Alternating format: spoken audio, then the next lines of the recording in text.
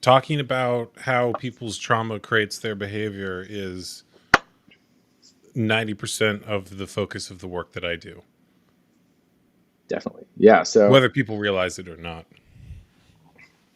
yeah, it's an interesting observation that, at first you kind of like, I remember when I was younger, trauma is not a concept that I was familiar with at all, and then you don't even realize you have like weird shit go on in your childhood. And for reference, for the context of this conversation, I had the most benign, boring childhood of any human being ever. As John Mulaney likes to say, I sat in a room for 18 years and ate saltines and walked outside one day.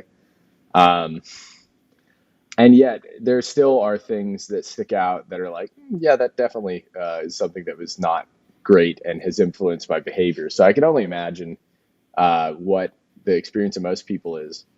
But what I find really interesting is when things become not just individual traumas, but they become cultural traumas, which then become like pathologized modes of being that are enshrined as some kind of an archetypal ideal of behavior. Like coolness as a concept is one. Cynicism is very popular, or like irony to the point of insincerity. These all probably tie together as different flavors of like how you respond to things that happen. Um, I definitely could see where being super sarcastic all the time comes from a like derision towards the world and a desire not to be genuine, stuff like that. So I guess I'll kind of we'll go. I'll throw that out there and see what you want to pick up off of that.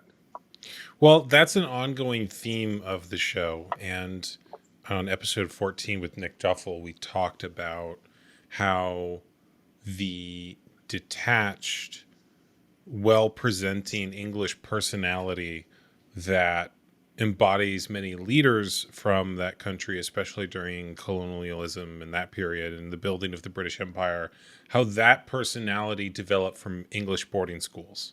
That people would enter this environment as young children. They were scared, they were away from their parents the first time, and they were in this environment where they were constantly being judged by strangers on very stringent rules, and they had to follow those rules and learn how to present a certain way, and any sign of vulnerability or fear would be belittled and bullied out of them. And so then that created people who could present extremely well, who are very refined and quote unquote civilized, and projected all of the feelings in themselves they had rejected on native populations. So they saw the Native Americans and the various indigenous peoples that the British Empire was colonizing as like, oh, there must be like some sort of lower, more emotional class of people and like us civilized, rational people. And if they're reenacting the same psychology that they developed during boarding school. And so you can see that across a lot of different cultures. I actually, in the book that I'm working on, I talk about how I think that the wet nurse system of basically that began in, I think it began in, well, I was going to say medieval Europe, but there's in St. Augustine in his biography talks about wet nurses and like what did he do to deserve the treatment he had at their hands. And so I actually think most of what we think of as Western civilization is the product of people who were separated from their mothers, because basically in this wet nurse system, when a child was born, almost immediately after the child's birth, they would put the child on a carriage or wagon and send them sometimes hours away to be taken care of by a wet nurse who would basically raise the child into the age of like 4 or 5. And so they would raise the child, like they would give the child milk and they would take care of the child. Some of these women were caring for multiple children at the same time. So you can imagine how little emotional attention these kids were getting. And then they would go into a boarding school system and then maybe like as an adult meet their parents for the first time.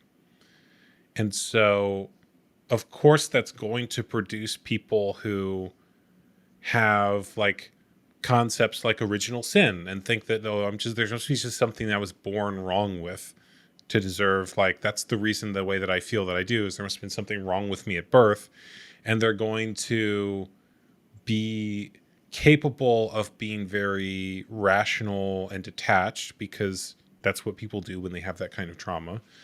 And so there's a benefit to that sort of trauma in the sense of the resilience it gives you, the ability to survive in that environment. But it's also why there's this massive infant mortality rate at the time. You know, you look at someone like Rasputin, who's the Russian, you know, mystic, maybe. Yeah, he's a very sort of strange character, but he was one of 9 children, and the other 8 died in childhood. So, like, what environment did he grow up in that killed 8 other siblings, and he was the one who survived?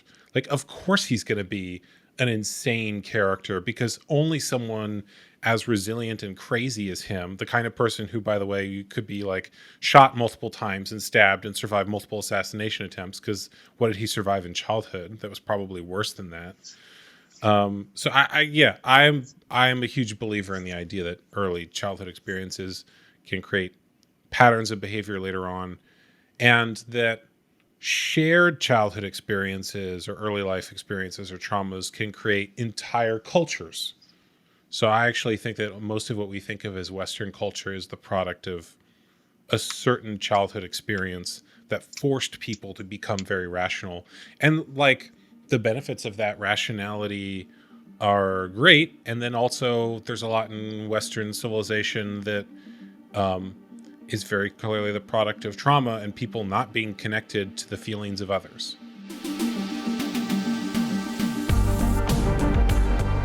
Thank you for listening to the Brendon Marotta Show. If you liked this episode, please share it with someone else who would also like it, and then go on whatever platform you listen to the show on and leave a positive review. If you want to support the show directly, go to brendonmarotta.com/show and subscribe there.